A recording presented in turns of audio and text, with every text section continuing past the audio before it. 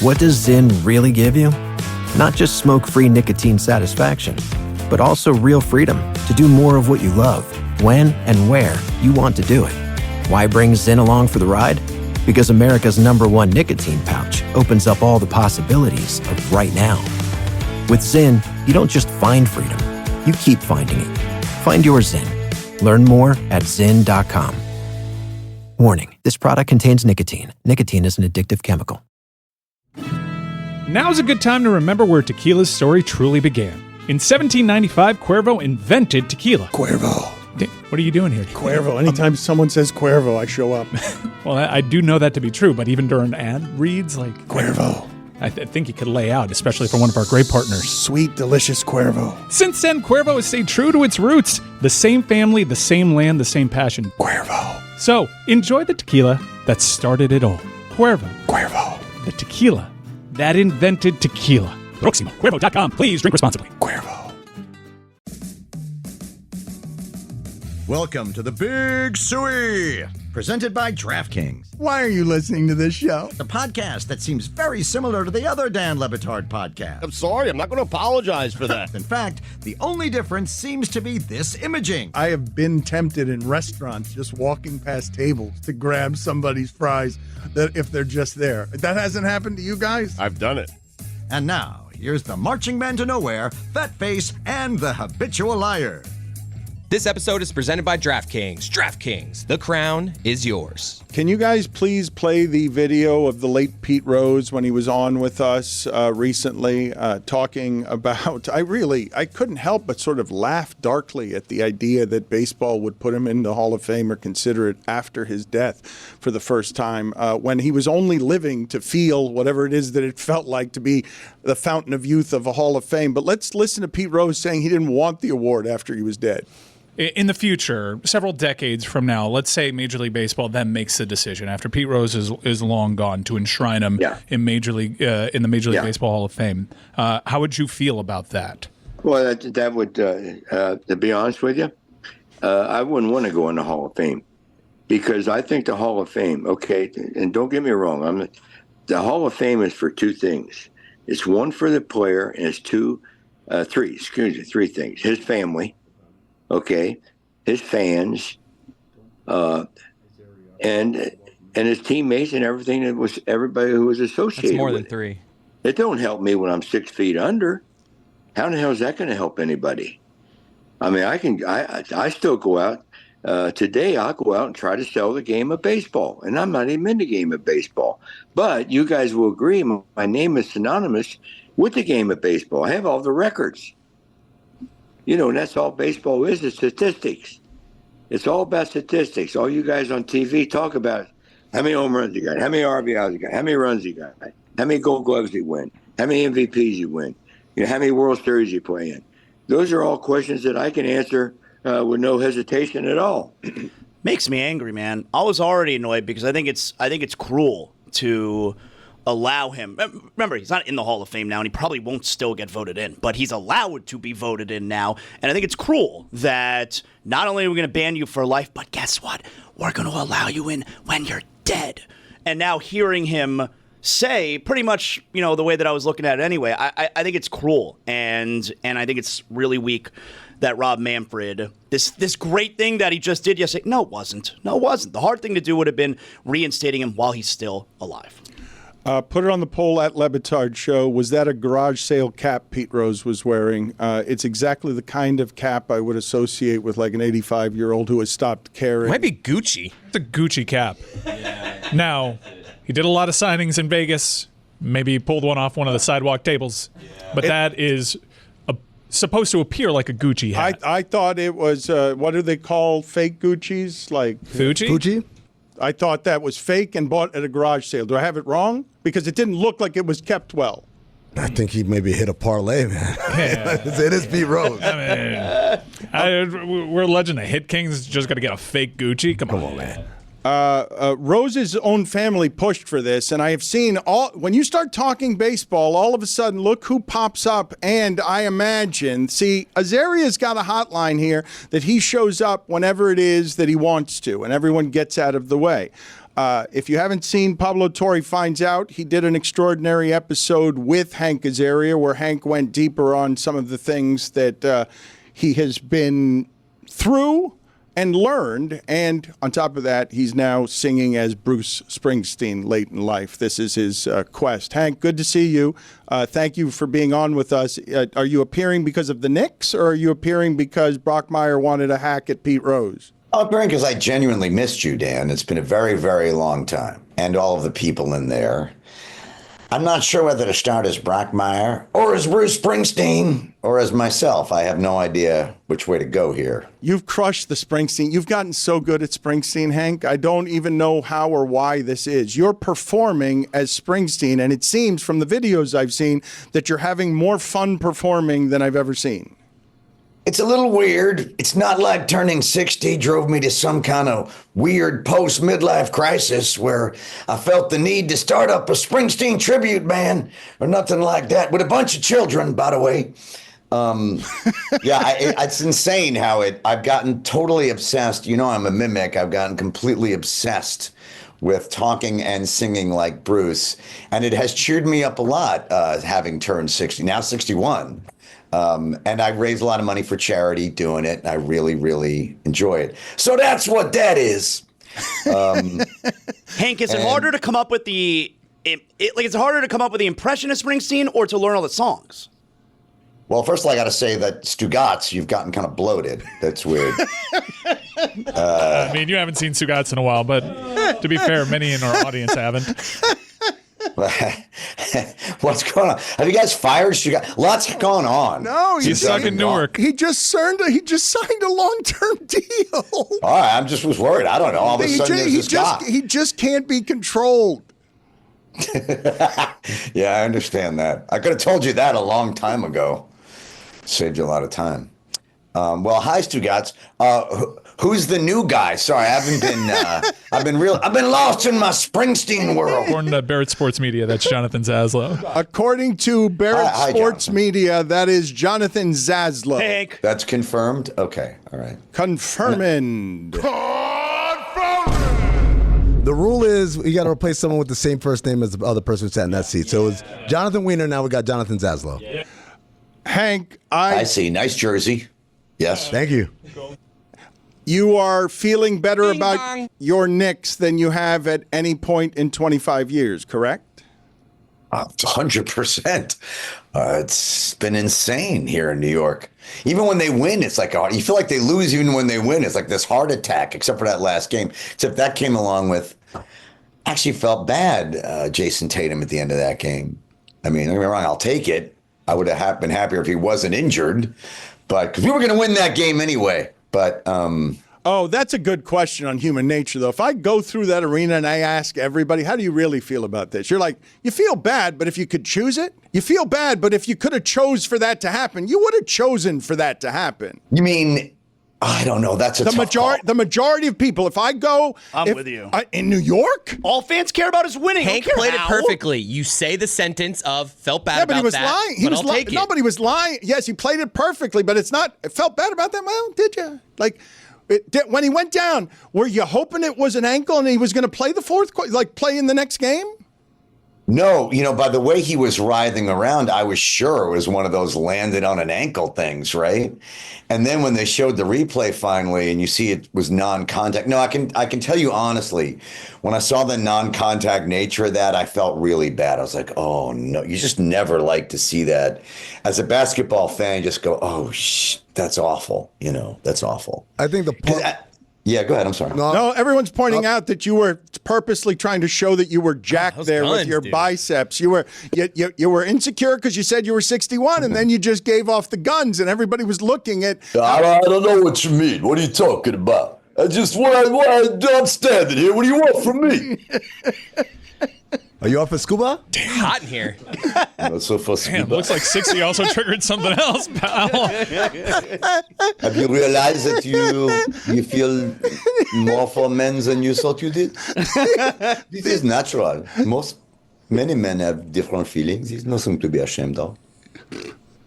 Is that It's my favorite character of yours, of all of them, Claude. Claude from Alum Kimpoli? my favorite of all of them. Is that guy? It's a French guy? You don't have a favorite, do you? Do I have a favorite? Yes, the character you played there, it's just my favorite of all your characters, and you've played thousands. Maybe this is because you have feelings about men you're not totally processed. Could be. It's possible. I like him as the other guy in Heat. Well, got a great ass. You like that Al Pacino yelled that into my head as to why. I love doing Brockmire. And that's a good segue back into the Pete Rose thing. What is your opinion of this? It's weird, and I should say, because Lord knows, I would encourage you to check out the Pablo Torre Finds Out episode where Hank goes through like how things change in public perception and how we react to behavior in 2025 differently than we did 25 years ago. I should point out that Pete Rose is almost fundamentally immoral. He has some accusations of sex crimes around him that if you want to make it not a museum and moralize about it, then I would understand how it is that you would keep him out of the Hall of Fame. But if... Man, what a terrible comedy setup. This is great. I'm sorry, Hank. Yeah, I was rethinking, maybe I don't answer as Brockmire.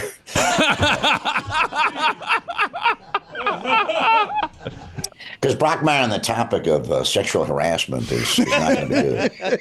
At least it's only minors. Shoeless Joe Jackson was the other one that was reinstated, by the way. Yeah. That took a while. For the record, I'm a Blue Raja guy. Same. Now, Blue Raja's take on all this would be fascinating. Now, look there. Look at all those folks. Go folk yourself, my friend. He didn't wear blue. That movie was good. I will not hear. I love that movie. I will not hear that was not good. I got. I'm sorry. I got. Look at me, Lou. I got furious, man, on text because Ben Stiller was supposed to join Hank Azaria here today to talk about Nick fandom and stuff, but he was very busy. But he did send along a quote that he wanted me to read that I'll get to in a second. But Hank, how do you feel about Jalen Brunson? Is he the most beloved Nick ever already? Not yet. He has not surpassed Clyde yet. He's making a run at it. He's got to win a ring first to achieve that, in my opinion. And, Clyde, come on, Clyde. There's a guy who, Deuce McBride? Is that Deuce? Who is that? Who number? Is that Deuce McBride? How dare you? Who was the original number 2? How dare you? Larry Johnson. Oh, okay, this is an authentic, sir, from 1999. Zazzle, this is a vintage. Is that your favorite Nick? I got a bunch. I got a bunch of jerseys at home. This was the one I wore today. All right. I'm glad to hear that. To me, Clyde, passing Clyde would be hard. But he might do it. I mean, it's a good problem to have, trying to pick between Jalen and Clyde as your favorite all-time Nick. Has New York been bad long enough that people no longer hate the celebrities courtside and actually are rooting for an underdog? Because it used to be whatever was courtside at Knicks games in Miami was something that was hated. Is that still the case? I mean, who hates them? I'm sure everybody outside New York hates them, but who you mean, like in New York or what I'm saying is in the turn of the story on the Knicks, where they are an underdog and they are gritty, and Ben Stiller's quote is Jalen Brunson vibes with this city in a way no player has for a long time. He is him. He is the man. He is our captain. The Knicks have been a laughingstock for 25 years. You're old, and so you remember when they were good, but a generation and doesn't. And so this is the best team New York has had in a sport it cares about vibrantly in the center of the city. I don't know that New York has a greater allegiance than it does to this loser. Oh, the Knicks are the main focus of New York. I think they're the most beloved team, and it was especially heartbreaking. I mean, look at through all those 25 years, the Garden was never not at capacity for every single game. I mean, need I say more? I mean, it was always insane in there, no matter how the team did. And it's been fascinating. As you know, I'm sort of obsessed with team ownership and how that affects everything.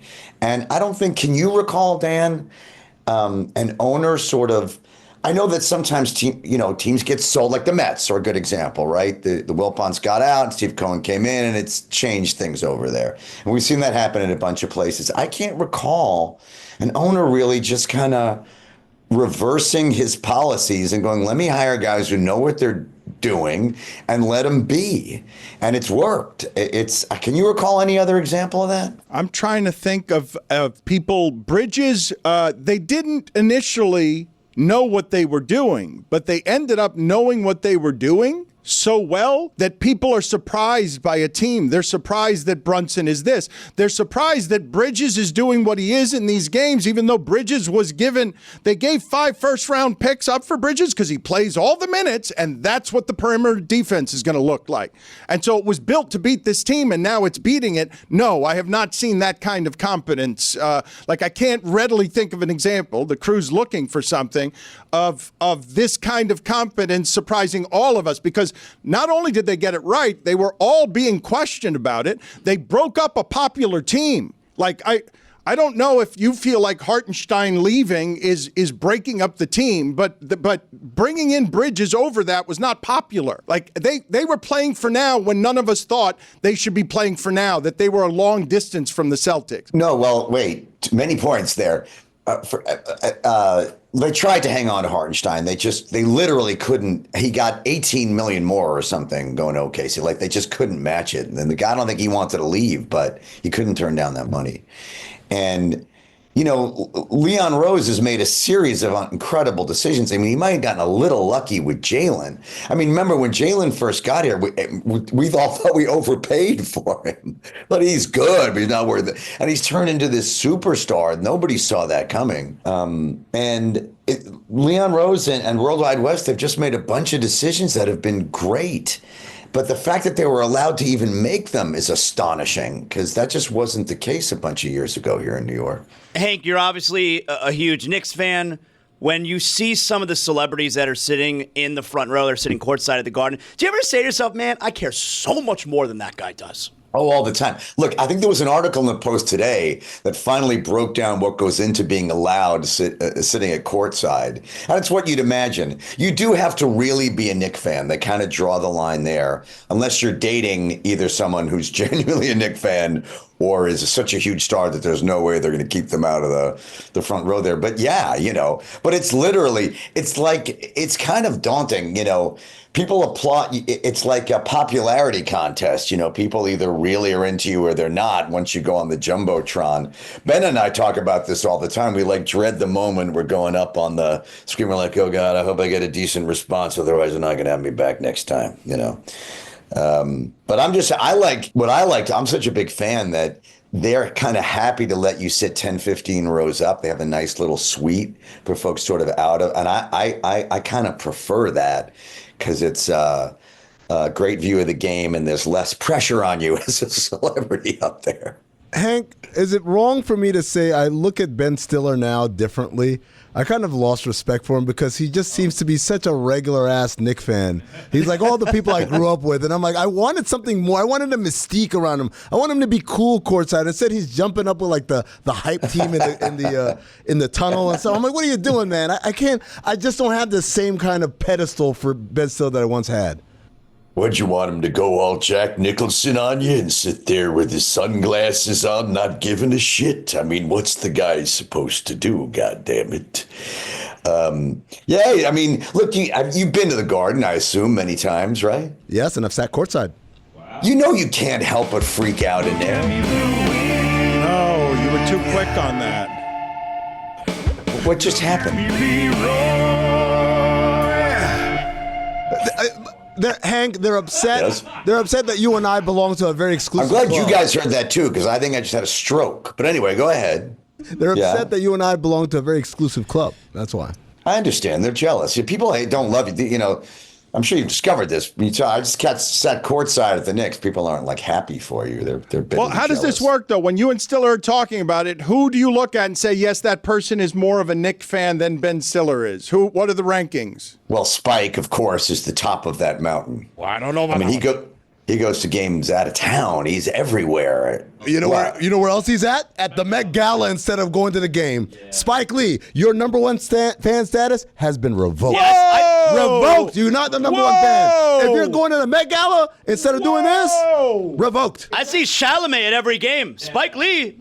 And even when he couldn't make it, do you know what he did? Was he at the Met Gala? No. He was watching in a room on TV with his boys. That's what a number one fan does. Chalamet. Official? Is that official? Official. Revoked. So who replaces him? Well, no, it's open. Tracy Morgan. Tracy Morgan's up there. Yeah. Kendall was there. Ben's up there because he's like a regular ass Knicks fan, and it really kind of disappoints me. But that is a pretty big fan then. Yeah. What do you want Ben to be doing? You don't want him to be excited, and is he just a little is he dorking out too much for your taste? What's going on there? Yeah, so I look at McEnroe. McEnroe is that's how you do it. I'm a celebrity who loves the Knicks. I'm New York. I'm cool, right? Ben is just a little, like I said, I have a good friend of mine. He's a music producer named Elite, and he's exactly like Ben Stiller. It's almost like a child watching a child watch the Knicks, and I'm like, guys, come on, grow up a little bit. You say this, but I think that you've had the sports fan knocked out of you because you love so much of the strategy. And I would say that the idea that, Hank, I don't know if this is just your friend. I thought it was weird that he sent me a quote. I didn't ask him for a quote, but the quote was, "He is him, he is the man, he is our captain." This guy has a toddler's love for this basketball team. It's a 4-year-old's love, and that's the best kind of love for a sports team. He'll be goofy with them because they allow him to be a child. Yeah, probably saying that quote because he loves you, Dan. I think he really wanted to be on, but he wanted to give you something. Ben's got a lot on him. He works real hard. And I'm happy for him personally that he has a thing that brings him that childlike joy, and if he wants to jump around at courtside at the Knicks, let him have his fun, man. Come on. Hey, listeners, it's Mike Ryan, and if you've listened to this show for 20 years, you know one action movie franchise that I believe stands head and shoulders above the rest. That's right. The Mission Impossible series is one of the few franchises that gets better and better, consistently raising the bar with set pieces, story, location, and character. This is a franchise that I've argued in the past should have won the Best Picture award. Tom Cruise consistently is upping himself and raising that bar with each Mission Impossible film as the real. Practical stunts continue to push the envelope in new record-setting ways. Tom's passion for entertaining audience has him, along with a dedicated cast and crew, pulling out all the stops to deliver the most thrilling, unbelievable feats yet. I simply cannot wait for this film. Mission Impossible: The Final Reckoning, in theaters May 23rd.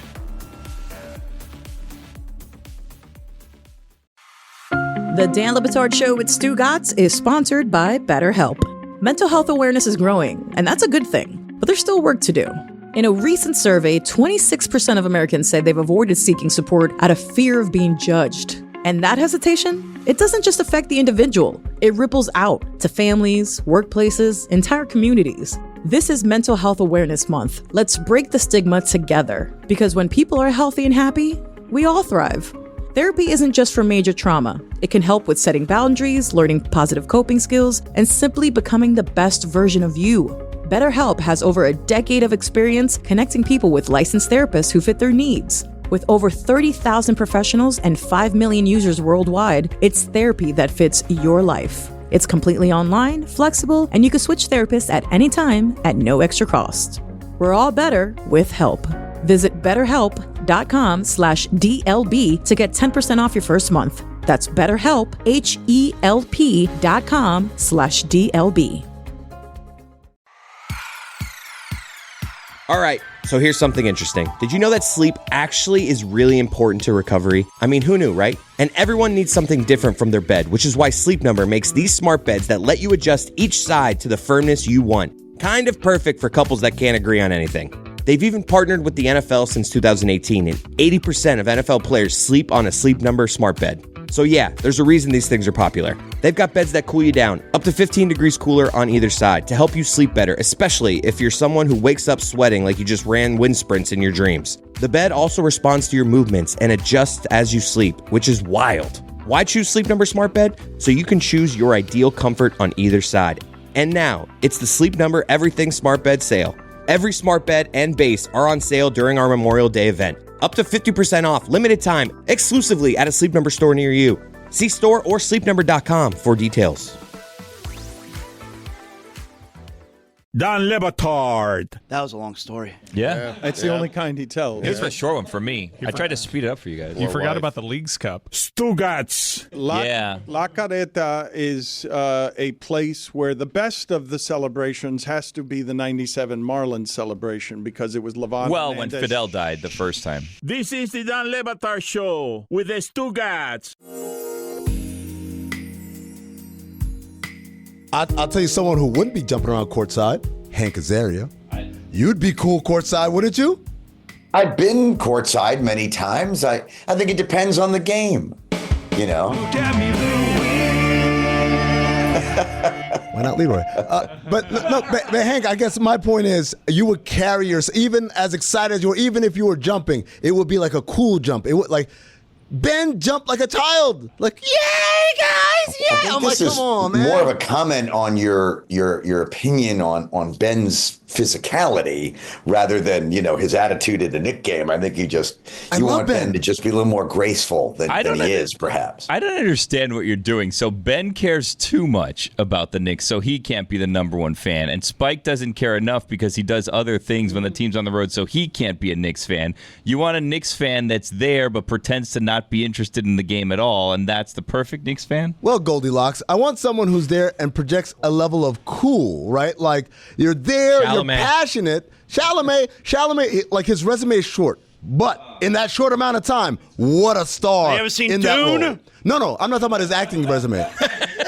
I'm talking about his Knicks resume. His Knicks fan resume is short at this point, but he is spectacular, much like his acting resume. I think, like I said, McEnroe, he's got it. Tracy Morgan's got it. You ever Chris seen Rock. Dune 2?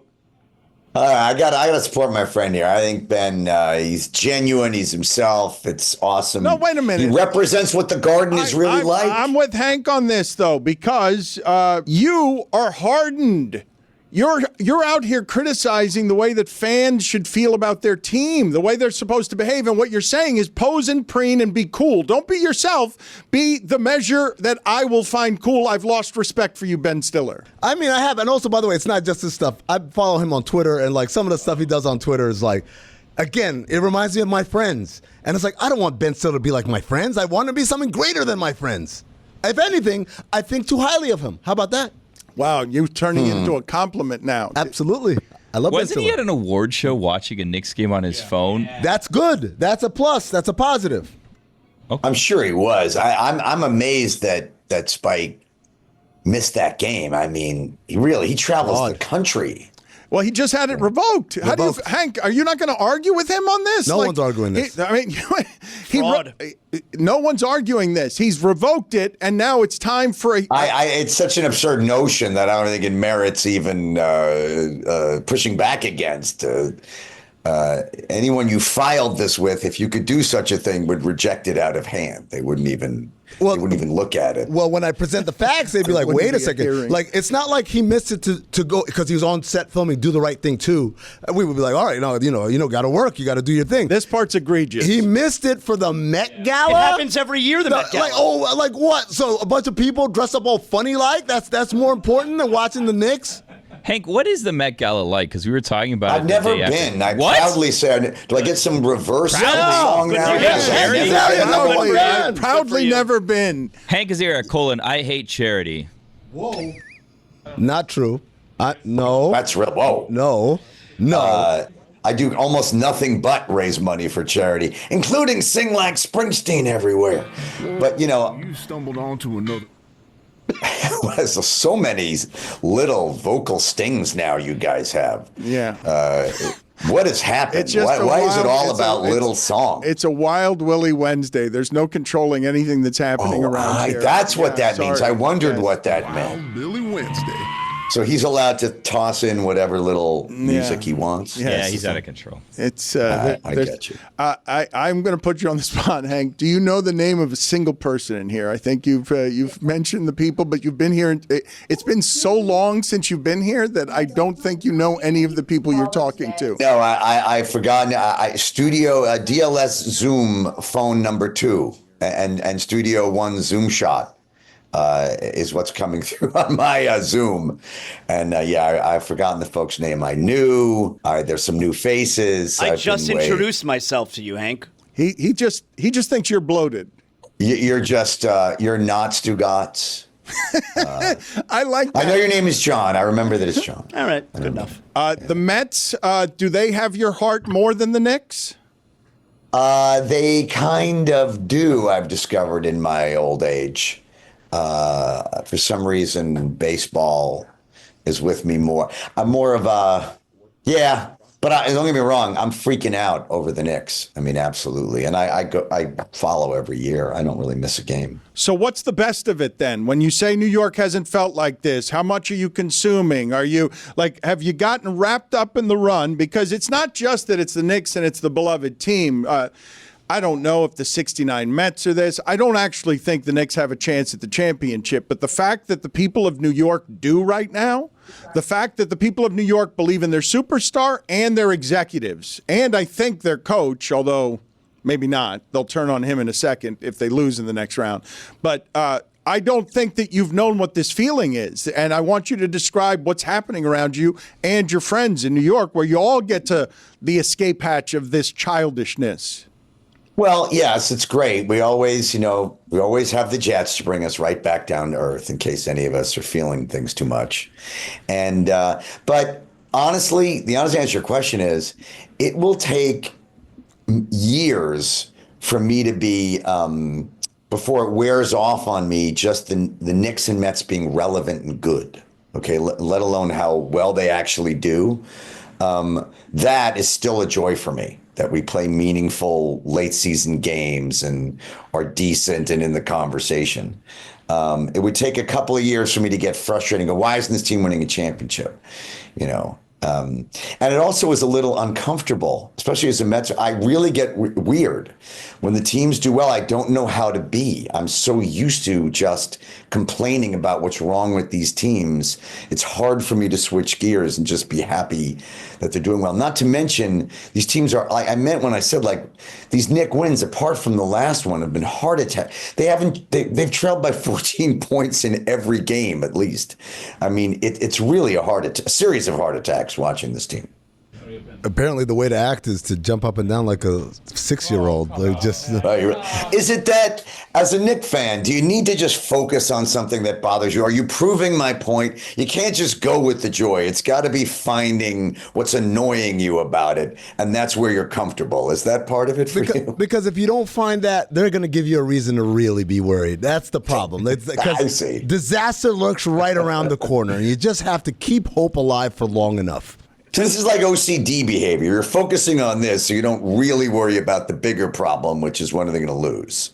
Hank, a little switching of gears here. I know you're a big Star Wars fan. You and I did a Star Wars podcast a long time. Now I remember you. Yes, of course. Yeah. You're Obi-Wan Kenobi. Yeah, there you go. Have you been watching Andor?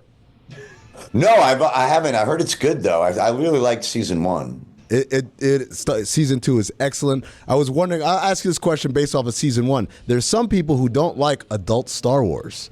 How do you feel about trying to break through to people that, hey, not everything has to be, for a 6-year-old?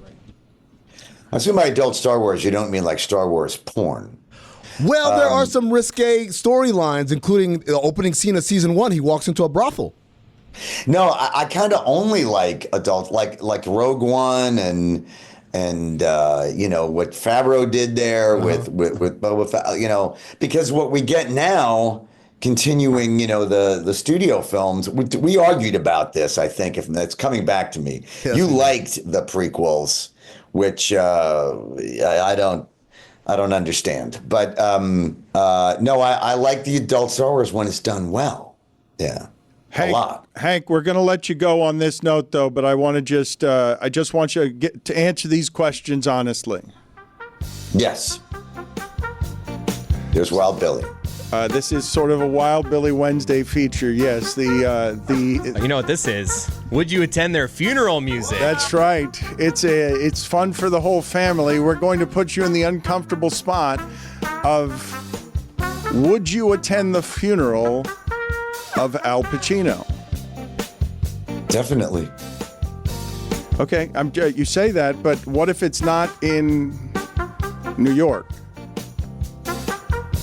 I mean, like literally, if I were invited, how would I handle that? If I had to I don't think you're invited. Are there invites? You got him crashing it? Wait a minute, Pacino's an invite? Okay. I think his would be. You got RSVP. Well, I don't know anybody close. Like, it's not like it would be organic to invite to like that I would go. Well, we're getting into inside baseball. There's memorials and there's funerals. Yeah. Like usually big actors, there's a kind of a private funeral. You talking about like the memorial? Yeah, memorial. I went too famous. I don't know how to play my own game. About Janine Garofalo. Dan's got him like Will Ferrell in Wedding Crashers, just showing up to funerals. Well, I made Al Pacino too famous because I don't think that if you didn't. The Godfather did. Also, Dog Day Afternoon. I don't understand the spirit of the question. All right, what's the dilemma here? The premise of the game is we're going to put someone so close to the line that you have to say publicly about that person that you would not attend their funeral because you're not close enough to them. But I played the game poorly because I haven't played in a while. It's Wild Willie Wednesday. I wasn't expecting that, and I just blurted Pacino. Serpico. I'd go to Pacino's funeral, even though I'm not particularly close to him, just out of respect. I mean, I'd be honored to be there. Say goodbye to the legend. Would you go to Matthew Broderick's funeral? Sea of Love also. I can't know Matthew. Yes, I would go to Matthew's funeral, absolutely. But what if the Knicks were playing? Game got a little tougher. You know, it would be a real dilemma whether I'd go to Matthew Broderick's funeral or the Met Gala. That would be like a real tough one. Carlito's Way also. What about Stugotz? I would dance on his grave. So yes is the answer. So yes, but to dance on his grave. Sensible woman. Lisa Kudrow. Oh, definitely. I love Insomnia. Hank, investment in my even if I wouldn't go. There's no investment in my saying, I would never go to that jerk's funeral. All right, Richard Kind. Devil's advocate. Richard Kind is a dear friend. It's actually upsetting, the idea that he would pass away. Mike Of course I'd be there. Mike Epps. Dick Tracy. Dick Tracy? you weren't supposed to hear him.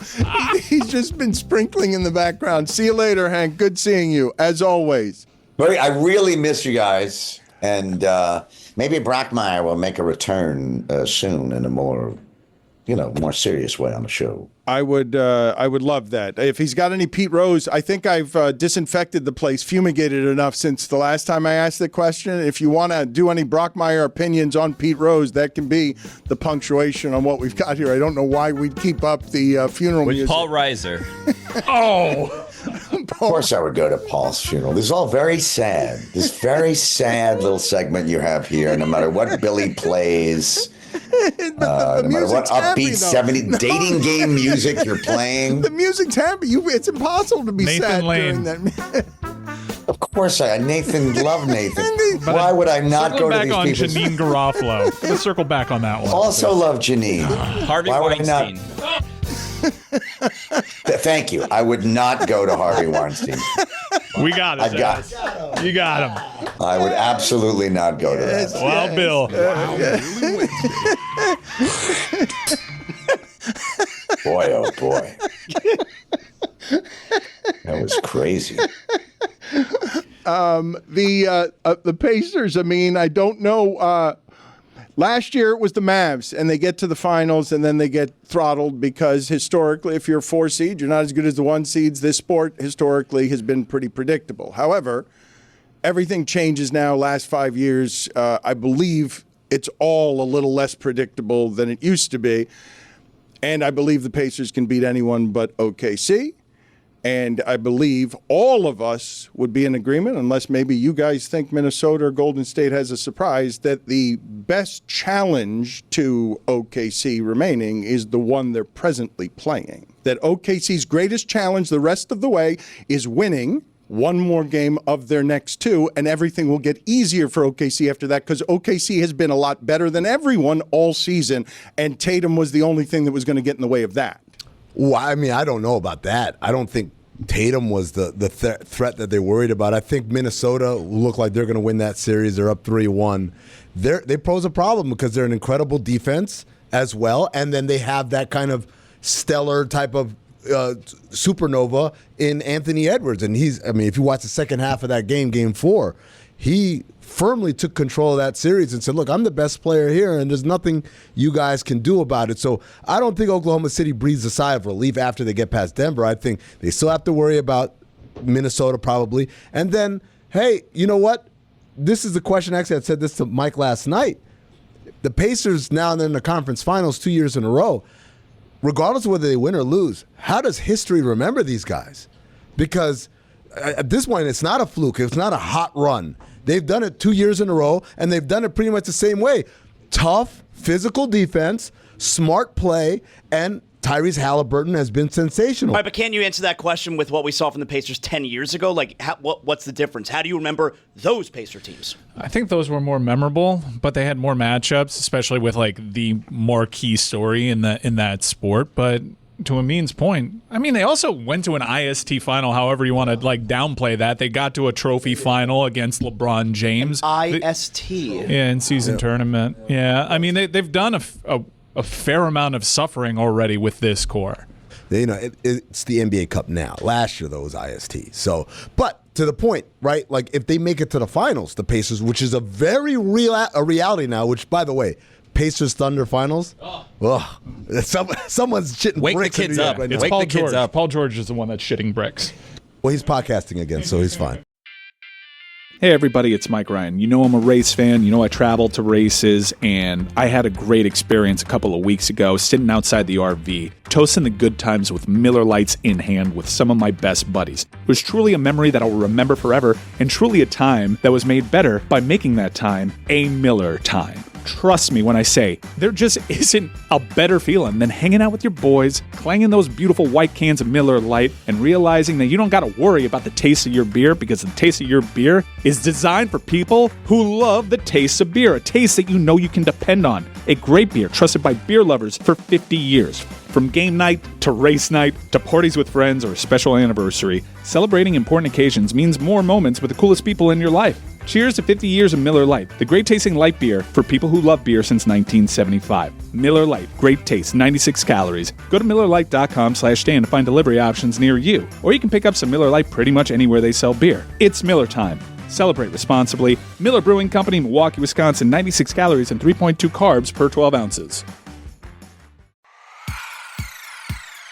All right, so here's something interesting. Did you know that sleep actually is really important to recovery? I mean, who knew, right? And everyone needs something different from their bed, which is why Sleep Number makes these smart beds that let you adjust each side to the firmness you want. Kind of perfect for couples that can't agree on anything. They've even partnered with the NFL since 2018, and 80% of NFL players sleep on a Sleep Number smart bed. So yeah, there's a reason these things are popular. They've got beds that cool you down, up to 15 degrees cooler on either side, to help you sleep better, especially if you're someone who wakes up sweating like you just ran wind sprints in your dreams. The bed also responds to your movements and adjusts as you sleep, which is wild. Why choose Sleep Number Smart Bed? So you can choose your ideal comfort on either side. And now, it's the Sleep Number Everything Smart Bed sale. Every smart bed and base are on sale during our Memorial Day event. Up to 50% off, limited time, exclusively at a Sleep Number store near you. See store or sleepnumber.com for details.